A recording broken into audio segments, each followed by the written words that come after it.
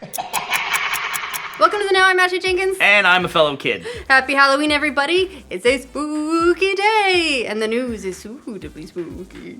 If a video game company deciding to take away all your games on a whim sounds, well, too spooky to be true, think again, it's not. Because that's exactly what happened recently when EA banned an entire country from their Origin platform, making it, that's not the noise it makes, making it impossible for anyone to play their game. Sounds more like this.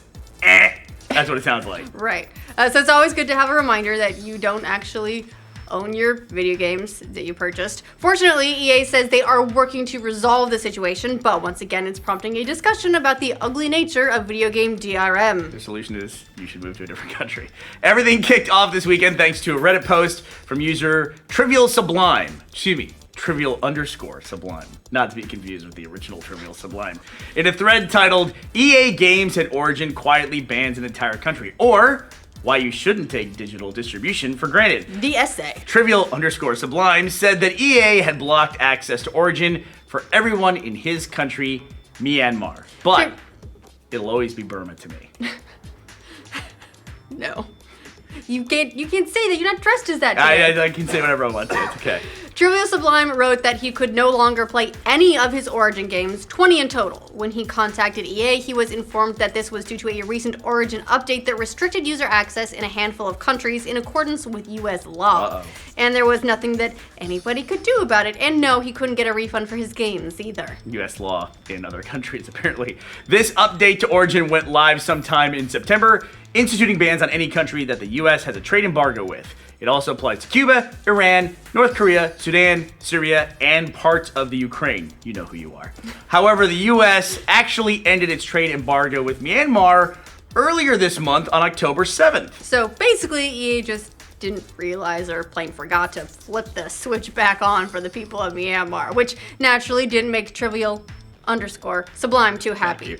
He wrote, "Remember, if they do it to me, they can do it to you too. Don't use or buy games from Origin or DRM services. They can take your content away without offering a refund." Fortunately, it looks like EA has taken the complaints to heart, which tends to happen when a Reddit thread blows up to about 6,000 plus upvotes. I'm not sure that it's Reddit alone. So much as the risk of extreme consumer lawsuits. I'm just learning that everyone at EA reads Reddit. A couple of EA representatives have stopped by the thread and the Origin support forums to give a bit of an update about the situation and whether Myanmar is getting its games back. But unfortunately, the messages from each of those employees seems a little bit mixed. EA representative Alex said on Reddit that EA is internally reviewing the situation and looking into whether and when service can be restored to Myanmar residents. The whole whether and when don't sound very hopeful. However, EA representative Tom on Origin was a little more committal, writing, quote, "We're working to restore access to Origin for our players in Myanmar. We apologize for any inconvenience this may have caused, and we'll share updates on timing as soon as possible." Oh, that Tom, he's a good egg. Thanks, Tom. Now that things are getting smoothed over with Myanmar, other gamers are making their voices heard. Because another Redditor from Iran posted a similar thread writing that despite US sanctions being lifted in Iran, the Origin ban is still ongoing for Iranians, meaning none of them could play their games either. The funny thing is, a lot of these sanctions have been in place for years. The US embargo against Myanmar has been ongoing for decades, for instance, with the US only recently getting more lax about them. Yeah, in a follow-up post, Trivial_Sublime wrote that the recently lifted sanctions had to do with banning individuals engaged in activities deemed against human interests, but there was nothing in US law against doing business in Myanmar in general. So really, it seems like EA decided recently to cover its bases, legally speaking, so they wouldn't accidentally do business with the wrong people. They updated their platform to reflect those US trade sanctions, screwing over quite a few gamers in the process who had already been enjoying those games. But then they didn't really pay attention to when the sanctions ended, leaving those gamers without any games to play, no updates about why it had happened, and out a lot of money. So when you add that to their sort of ill-advised, quote, just WW1 things. Oh, God. Hashtag? Yeah. Too soon? That they tried to start up from Battlefield 1? All in all, not a superb PR weekend for EA. While it's all well and good, this has been sorted and will hopefully be patched up soon for the countries still affected. This is, regardless of that, an ugly reminder about the current state of digital distribution and how harmful and overreaching DRM tends to be when it's misused. And given the increase in digital distribution for games in general, this is going to become more and more serious. As convenient as it is that things are generally moving more towards digital, I'm a huge proponent of that myself. There are plenty of times when DRM has screwed over consumers through situations similar to what happened with gamers in Myanmar. Because apparently, most media companies can just take away all your shit at a moment's notice. Back in 2012, Amazon proved they can wipe any Kindle of ebooks at any time, which is my personal horror story, as they infamously did to one user whose entire library got deleted by the company. What is a Kindle with no books on it? It's just like... doorstop? It's literally a screen. Yes.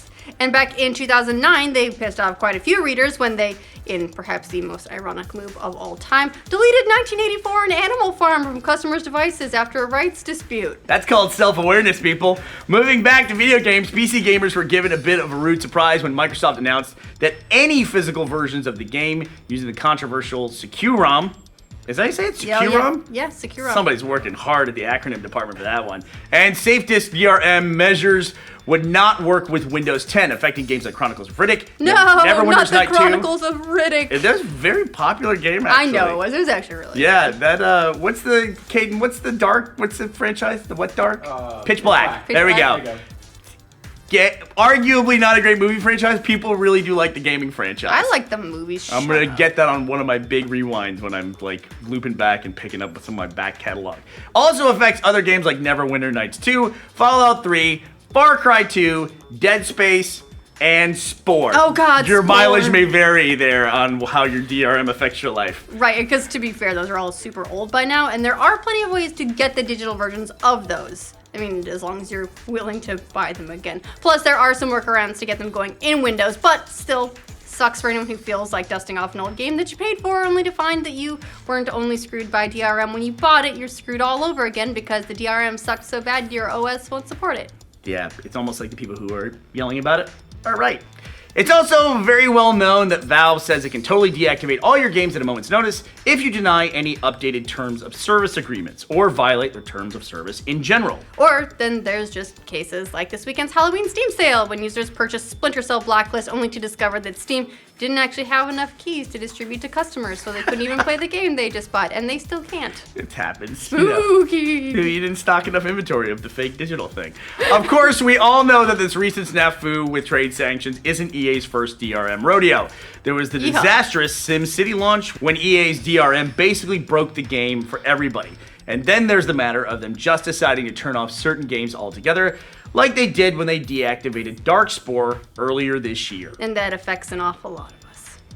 The fuck's Darkspore? What's that? It's a Spore DLC in which there's nothing on screen. Sadly, a number of companies still employ DRM and the policies that enable to abuse it, leaving customers without many options to fight against it. It's part of what's led to a rise of popularity for certain services like GOG, offering DRM-free options for gamers, and hey, they even have a few EA games on there, wink, so to wink. their credit. So, fortunately, some in the industry are taking notice of how badly this practice affects its own consumers, which is why it's a nice breath of fresh air whenever someone like CD Projekt Red comes out and speaks against DRM, claiming that it doesn't actually do much at all to protect sales. You're the real heroes. Yeah, it also has a nasty side effect of sometimes making your entire library unplayable, which is a pretty significant problem. There's always been kind of a fear that someone could, like Steam or EA, could do something like this if they wanted to, or if they just shut down one day. And we haven't seen it happen on this kind of scale, banning entire countries. R.I.P. Vine. And what's even scarier is that the only reason they fixed it is because enough people got mad about it, not because they realized on their own that there was maybe something wrong with it. Let's hope others in the industry take notice of what happened this weekend and take steps to avoid it. Yeah, so what do you guys think of EA taking away an entire country's games? I bet they love it. Yeah, let us know in the comments.